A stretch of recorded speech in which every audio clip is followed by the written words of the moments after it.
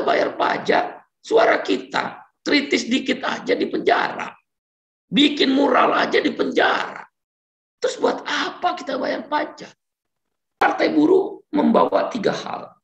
1, dia bicara kesejahteraan, upah, salah satunya, dan jaminan sosial. 2, lingkungan hidup, nggak boleh merusak lingkungan hidup. Boleh bisnis, tapi nggak boleh merusak lingkungan hidup. 3, nggak boleh melanggar HAM. Nggak boleh korelasi antara pebisnis dengan aparat keamanan, itu nggak boleh. Kalau benar, misal, kalau benar sekali lagi, ada kasus di Papua, ada kasus di Kendeng, pabrik semen, itu nggak boleh. Itu Partai Buruh pasti melawan. Itu yang kita mau bangun, saudara. Bayangkan, saudara. Lelahmu, keringatmu, air matamu. Saya tahu kamu keluarin uang. Tapi kita mau bangun ini. Kita ingin republik ini seperti yang kita bayangin ini. Boleh nggak? Boleh. Silakan kamu pengusaha berkumpul di partai-partai yang udah kamu bikin. Kita ingin membuat di sini.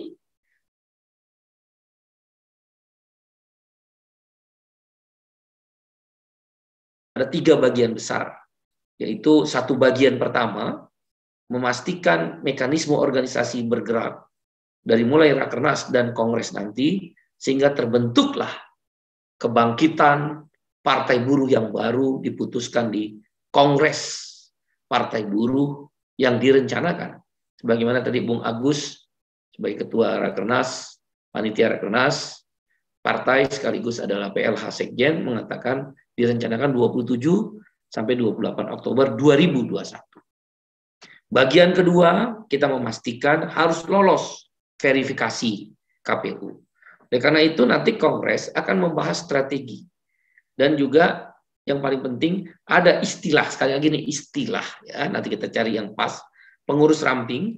Pengurus ramping ini yang diputuskan oleh Kongres dipersiapkan untuk memastikan Partai Buruh lolos verifikasi di 100% provinsi, di 75% kabupaten kota masing-masing provinsi, di 50% kecamatan di masing-masing kabupaten kota, dan 1.000 atau 1/1000 dari total jumlah penduduk untuk menjadi anggota sebagai persyaratan verifikasi. Pengurus gemuk tetap diputuskan Kongresnya juga, tapi dia untuk kerangka pemenangan. Nah, bagian yang terakhir, Pak Sony jelas, arahannya jelas. Bagaimana memenangkan Partai Buruh setelah lolos verifikasi ini.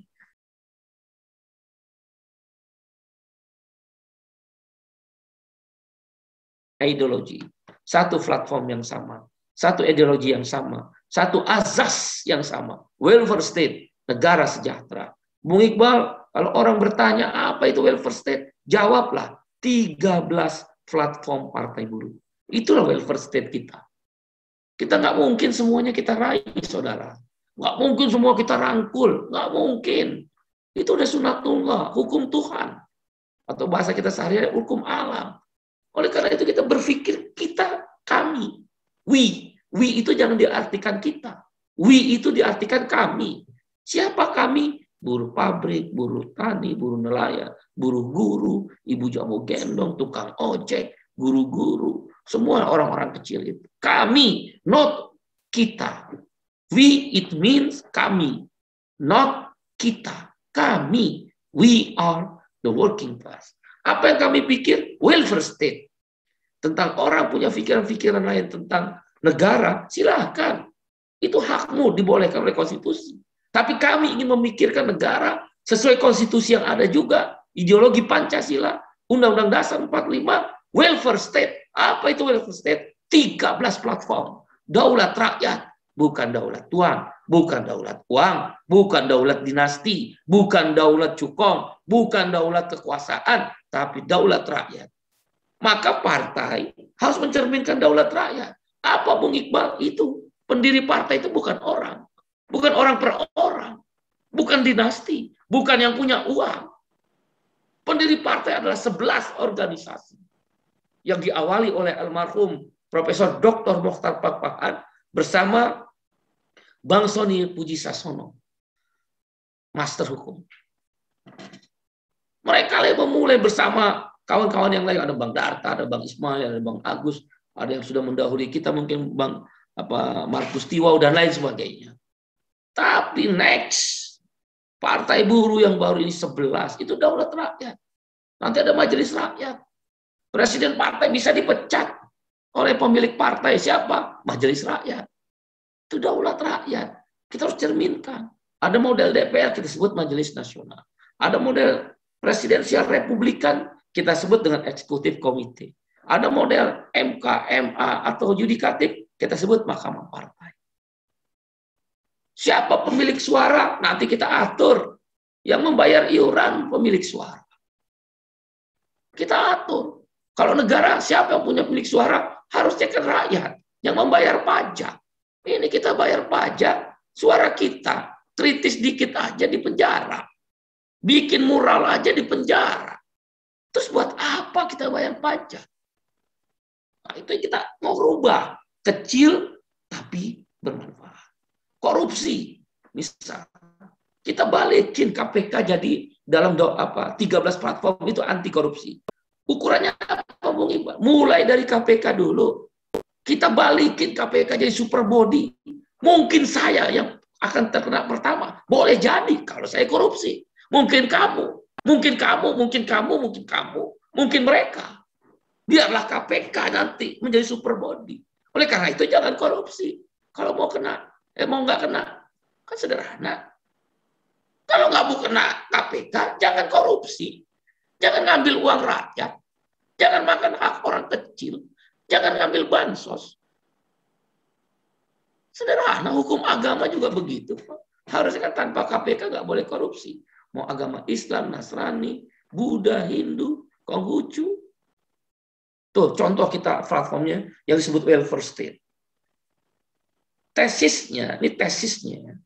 Kalau partai buruh menang di satu negara, katakanlah di Inggris, di Nordik itu bukan partai buruh, tapi dia partai buruh namanya Partai Sosial Demokrat, atau di Jerman Barat, negara Jerman, federal Jerman sekarang, di Selandia, di Australia, Selandia Baru Australia. Kalau partai buruh menang, itu indeks korupsi turun. Kenapa? Karena partai buruh membawa 3 hal. Satu, dia bicara kesejahteraan, upah, salah satunya, dan jaminan sosial. 2, lingkungan hidup, nggak boleh merusak lingkungan hidup. Boleh bisnis, tapi nggak boleh merusak lingkungan hidup. 3, nggak boleh melanggar HAM. Nggak boleh korelasi antara pebisnis dengan aparat keamanan, itu nggak boleh. Kalau benar, misal, kalau benar sekali lagi, ada kasus di Papua, ada kasus di Kendeng, pabrik semen, itu nggak boleh. Itu partai buruh pasti ngelawan. Itu yang kita mau bangun, saudara. Bayangkan, saudara. Lelahmu, keringatmu, air matamu. Saya tahu kamu keluarin uang. Tapi kita mau bangun ini. Kita ingin republik ini seperti yang kita bayangin ini. Boleh nggak? Boleh. Silakan kamu pengusaha berkumpul di partai-partai yang udah kamu bikin. Kita ingin membuat di sini. Disitulah konstitusi nanti ada sebuah mekanisme di parlemen. Kalau rakyat belum percaya sama kita, nggak apa-apa, kita masih partai. Suaranya hanya mungkin lolos parliamentary threshold. Mungkin 10 tahun lagi, partai kita berkuasa, saudara. Jangan takut. Saya bisa mati kapan aja, tapi cita-cita ini, Mbak Sony bisa mendahului kita kapan saja, tapi cita-cita ini jangan mati. Dahsyat ini, saudara. Saya orang yang termasuk optimis 10 tahun lagi kita berkuasa. Dari mulai start 2024. Berarti 2034. Boleh jadi 2 pemilu lagi. Partai buruh berkuasa. Percaya sama saya. Karena kita ingin merubah negara, saudara. Kamu yang aktif di serikat buruh, kamu yang aktif di serikat tani, kamu yang aktif di serikat guru, kamu yang aktif di serikat nelayan, kamu yang aktif di organisasi komunitas kemasyarakatan, gerakan sosial lainnya. Kamu yang aktif sebagai pengacara, kamu yang aktif sebagai gerakan perempuan, kamu yang aktif di petani, kamu yang aktif di nelayan, kamu yang aktif di mana saya di ojol. Kita ingin merubah negara. Namanya welfare state. Apa itu welfare state, Bung Iqbal, menurut versi Partai Buruh? 13 platform Partai Buruh.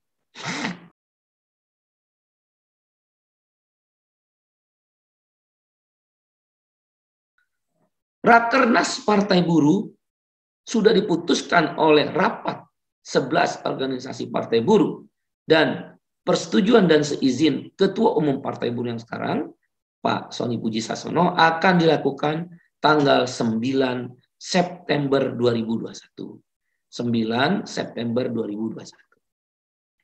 Menurut ADART Partai Buruh yang sudah disampaikan oleh Bung Agus, yang akan hadir, 9 orang pengurus DPP Partai Buruh. Karena tinggal 9 yang didaftarkan, yang diberitahu perubahannya, termasuk PLH Sekjen, Bung Agus. Akan dihadiri oleh MPP, Majelis Pertimbangan Partai. Kemarin sudah ditentukan, sudah dibentuk, nanti akan di-SK-kan oleh Pak Sony dan Bung Agus, yaitu Ketua Majelis Pertimbangan Partai adalah Ilham Shah dari Ketua Umum KPBI atau kita kenal dengan Boeing.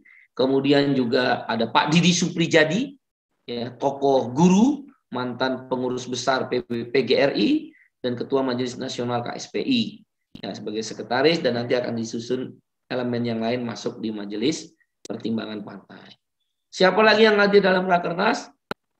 Yaitu pengurus Partai Buruh tingkat provinsi. Karena sekarang udah blank, udah banyak yang tidak berlaku lagi SK-nya, nanti akan di SK-kan yang terbaru. Nah, dengan keluar SK yang terbaru ditandatangani oleh Pak Sony dan Bung Agus untuk menjadi peserta Rakernas sekaligus sebagai pengurus Partai Buruh tingkat provinsi sementara, itulah yang berlaku SK-nya. Nanti dalam SK yang baru itu dikatakan oleh Pak Sony dan Bung Agus, SK yang lama tidak berlaku. Karena SK Partai Buruh yang terakhir itu di semua provinsi, kabupaten, kota, dan kecamatan tahun 2015. Dia tidak berlaku. Maupun yang baru-baru ini dikeluarkan, itu dinyatakan tidak berlaku. Nanti akan didiskusikan, ya. Oleh karena itu tadi saya bilang, sabar, tenang, semua akan ikut. Biarlah teman-teman Partai Buruh yang di provinsi, kabupaten, kota, yang Partai Buruh lama, komunikasinya ke Bung Agus. Biarlah RRI KSPI, komunikasinya ke Bung Ramidi.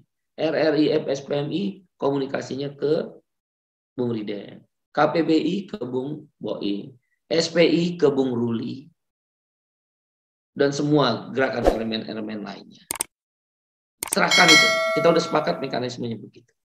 Nah, oleh karena itu nanti Rakernas akan dihadiri oleh pengurus Partai Buruh tingkat provinsi sementara. Dan karena keterbatasan tempat, tiap-tiap provinsi yang di luar Jawa mungkin hadir 1 orang dari beberapa elemen atau unsur pendiri itu. Ya, KPBI saya nggak tahu ada berapa provinsi, misalnya 10 provinsi, tapi setiap provinsinya 1 orang. SPI misalnya 12 provinsi, tapi tiap provinsinya 1 orang. Partai Buruh yang lama ada sekian provinsi yang akan hadir di Rakernas, tapi tiap provinsi 1 orang. Itu pula RRI KSPI, RRI FSPMI, RRI FSPKEP, Dekanas, dan sebagainya, guru dan sebagainya. Ya, nanti itu yang akan hadir, nanti akan di-SK-kan oleh Pak Sony dan Bung Agus. Siapa lagi yang akan hadir dalam Rakernas? Unsur badan pendiri. Berarti 11 unsur badan pendiri akan hadir. Nah, itulah yang akan Rakernas 1 hari aja, tanggal 9 September.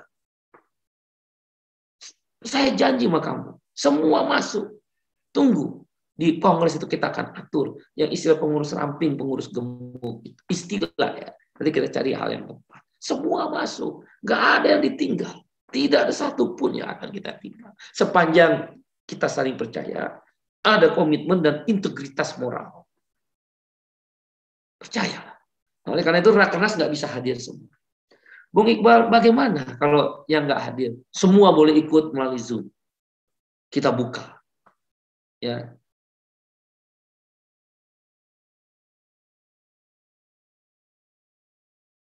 Memang belum disusun, pengurus itu belum disusun. Ini kita penuhi administrasi dulu. Itu tanggal 9 September. Jadi mulai hari ini sampai tanggal 9 September kita akan fokus mempersiapkan siapa yang hadir di Rakernas. Tolong keikhlasan hatimu, kita akan tunjuk dulu siapa ketua pengurus exco provinsinya. Istilah kita nanti exco provinsinya siapa. Ya, orang-orangnya siapa. Sekaligus dia akan hadir di Rakernas. Yang lain yang sudah nama-namanya masuk, tetap nanti akan kita masukkan di pengurus nanti saat kongres. Ya, dan itu semua akan masuk di semua struktur sesuai jenjangnya dan ada istilah nanti kongres itu pengurus ramping, pengurus gemuk, tapi dua-duanya diputusin kongres. Kuat, semuanya kuat. Ini hanya strategi aja untuk memenuhi syarat administrasi verifikasi KPU. Apa saja yang akan diputuskan oleh kongres? Rapat 11 unsur organisasi pendiri yang baru Partai Buruh, itu antara lain tadi sudah disebut Bu Agus, mengesahkan lambang partai. Jadi kita setuju arahan Pak Sony, lambang partai dirubah. Ya, kemudian juga mengesahkan PLH Sekjen Bung Agus. Karena pleno KSBSI sudah selesai, sebagai pendiri Partai Buruh awal harus dibawa ke Rakernas. Ya, kemudian juga yang ketiga mengesahkan materi kongres itu apa saja. Tapi kita udah siapin. Materi kongres itu ada 12. Ya, saya ulangin. Jadi materi kongres dia akan disahkan di Rakernas. Apa saja? Antara lain ADART yang baru, pengurus yang baru. Walaupun ada istilah kita nanti pengurus ramping, pengurus gemuk. Presiden partai, kemudian juga ketua mahkamah, ketua majelis nasional, struktur baru, ketua badan pendiri yang tentu tetap Pak Sony Pujisasono, dan hal-hal lain yang berhubungan dengan kepengurusan. Termasuk pengurus provinsi, pengurus kecamatan, kabupaten kota, provinsi, saya ulangi, pengurus nasional, pengurus provinsi, pengurus kabupaten kota, pengurus kecamatan akan disahkan di kongres. Makanya sebelum kongres kita harap kecamatan sudah masuk, akan dirangkum misalnya dan sebagainya. Apalagi akan diputuskan di kongres program kerja baru. Apa yang diputuskan oleh kongres? Platform 13 platform, istilah kita 13 platform partai yang menjelaskan apa itu welfare state. Yang kelima adalah tentang strategi partai. Yang keenam adalah tentang resolusi atau rekomendasi partai. Yang ketujuh adalah ikrar, lagu, mars, dan sebagainya terkait dengan partai. Naskah pelantikan. Ada 12 agenda. Nah, ini akan disahkan di Rakernas yang menjadi materi kongres. Apalagi yang akan diputuskan oleh Rakernas, yaitu memastikan bahwa mapping kepengurusan di tingkat nasional, provinsi, kabupaten, kota, dan kecamatan sudah mulai kita susun. Untuk apa? Disahkan di kongres.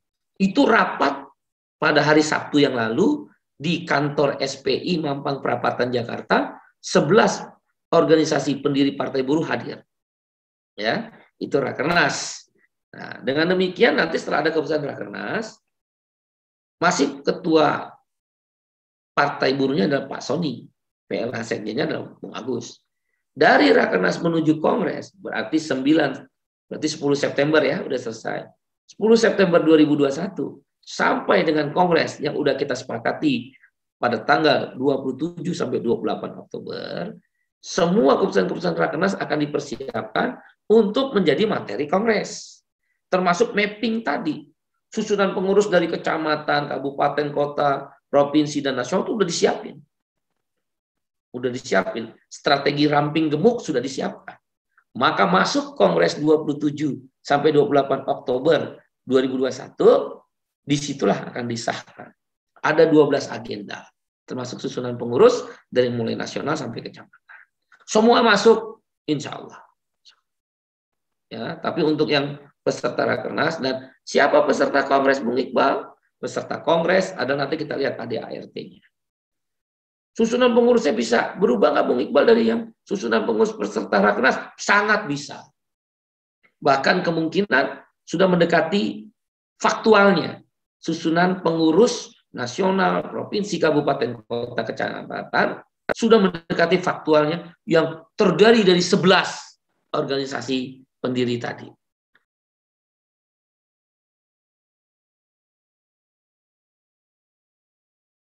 Setelah Kongres, dari 28 Oktober sudah diumumkan, adalah hari lahirnya Partai Buruh yang baru. Kita nanti akan deklarasi kalau PPKM yang udah longgar, kita akan deklarasi di Gelora Bung Karno. 200 sampai 300 buruh akan hadir, dan di setiap provinsi-provinsi saya minta cari gelora yang terbesar. Cari gelora yang terbesar. Misalnya katakan di Surabaya 10 November, di Bandung ada Jalak Harupat. Kalau diizinkan kita pakai show of force, unjuk kekuatan partai buruh. Bisa nggak Iqbal? Insya Allah bisa. Selama ini kita bisa. Dan ini bukan yang pertama kali. Sudah berulang kali GBK kita penuhi lautan manusia.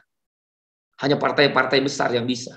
Kita tunjukkan satu partai kecil yang tidak dipandang sebelah mata oleh orang. Tapi insya Allah dengan ridho Allah, dengan kun fayakun Allah, dengan kerja keras kamu semua, kerja keras kami, bukan kita. We are the working class. Partai kecil ini akan menunjukkan jati dirinya. Begitu saudara. Begitu cara kita kerja. Sistemik dalam senyap. Nggak usah gembar-gembor.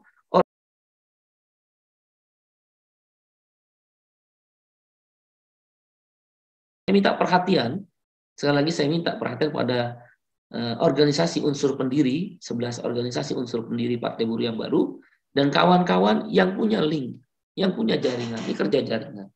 Yaitu Provinsi 1 Sumatera Selatan, 2 Bali, Bali sini alhamdulillah kalau sini ikut Pak Ngurah, Igede Ngurah, wah saya merasa mendapat puji syukur kepada Tuhan. Tiba-tiba Pak Sofyan, Ketua Umum SP Pariwisata Reformasi, memberikan saya masukan agar menghubungi Pak Igede Ngurah, dan saya hubungi beliau seorang pengacara yang peduli pada rakyat kecil. Ketemu kita Bali. Anda lihat tuh tadi, Bali kan kemarin cuma 20%, sekarang udah 51%. Itu kerjanya Pak Ngurah. Dahsyat itu. Terima kasih ya Pak Ngurah kalau yang di sini ada. Kemudian jadi saya ulangi, Sumatera Selatan, Bali, Kalimantan Barat, Kalimantan Tengah, Sulawesi Barat, Sulawesi Tenggara, Maluku Utara, Papua dan Papua Barat. 1, 2, 3, 4, 5, 6, 7, 8, 9 provinsi kita masih di bawah 75%. Kabupaten kotanya. Ayo penuhi. Cari kecamatan di mana Anda tinggal terdekat. Nggak usah kecamatan semua, 50%. Misal tadi, Bekasi, Kabupaten Bekasi. Punya 10 kecamatan. Kan syaratnya 50%. Pilih berarti 5 kecamatan yang mudah dijangkau. Ini berlaku untuk teman-teman di Papua, NTT, Kalimantan, Sulawesi. Maksudnya dijangkau yang terdekat dari mana teman-teman sebagai pengurus tinggal. Atau ada akses keluarga. Atau ada akses jaringan. Saya tahu ini susah di Kalimantan, di Sulawesi, Papua, NTT, NTB, Bali. Gunakan kekuatan tips yang kedua itu. Jadi tips yang pertama, pastikan pengurus kecamatan yang ada kirim. Terutama Jawa, Sumatera. Kirim, kan lebih mudah. Yang kedua, di misalnya tempat-tempat yang sulit, ataupun yang mudah sekalipun, cari 50% kecamatan yang dekat dari lokasi pengurus tinggal. Nggak usah semua, kan 50%. Tips yang kedua. Tips yang ketiga, cukup cari 1 orang. Kalau bisa lebih 1, 2, 3, 4 bagus. Tapi tips yang paling mudah, cari 1 orang yang berkeluarga. Lebih baik anak muda, tapi militan. Nah, dengan demikian, ya anak muda maksud saya bukan anak muda banget, karena ntar anaknya masih kecil lagi. Anak muda dalam ukuran 30 tahun sampai 45 tahun usia, 30 sampai 40 tahun, pasti kan anaknya udah 17 tahun. Jadi cukup 1 orang di kecamatan kalau Anda susah. Istrinya jadi anak yang Anda minta itu bisa anak muda yang umur 30 sampai 45 tahun, ketua. Istrinya karena dia perempuan, sekretaris. Anaknya mau laki atau perempuan, bendahara asal 17 tahun. Syarat semua tadi Bung Agus sudah ingatkan, antara KTP dengan Anda tinggal harus sama domisili pengurus. Periksa. Jadi saya ulangi tips yang ketiga, cukup cari 1 orang di tiap kecamatan. Tapi kalau bisa lebih banyak, Jawa sama Sumatera saya bisa lebih banyak. Tapi seperti beberapa sebagian Kalimantan, sebagian Sulawesi, apalagi di Indonesia Timur yang saya sebut tadi, termasuk Bali, cukup 1 orang. Cari aja 1 orang, tapi udah berkeluarga. Minta keikhlasan hati dia. Itu lebih mudah. Kirim 1 keluarga. Suami, istri, anak. Istri pasti perempuan. Kalau 3, 1 perempuan, terpenuhi 30%. Itu tips yang mudah. Ya, lebih dari itu, syukur alhamdulillah. Lebih dari itu, syukur alhamdulillah. Jadi tips yang mudahnya tadi udah disampaikan oleh Pak Sony. Saya ulangin, cukup cari yang militan 1 orang di tiap kecamatan. Setelah Anda belah 50%, cari kecamatan yang terdekat. Yang terdekatnya cukup ambil 1 orang. Tapi pesannya Bung Agus, baik kecamatan, kabupaten, kota, provinsi, dia KTP harus sama dengan domisilinya sebagai pengurus. Itu tips yang ketiga. Tips yang keempat, tips yang keempat adalah pastikan setelah ada pengurus kecamatan, isi form itu harus ada fotokopi KTP. Kawan-kawan, saya rasa ini bukan sesuatu yang susah. Asal kita mau kerja keras. Saya ngerti, Anda udah berkorban total. Dan partai tidak boleh melupakan Anda. Itu janji saya, kalau saya ada umur. Saya ada umur menghantarkan partai ini, saya janji sama kamu semua. Partai tidak boleh melupakan kamu yang telah bekerja keras.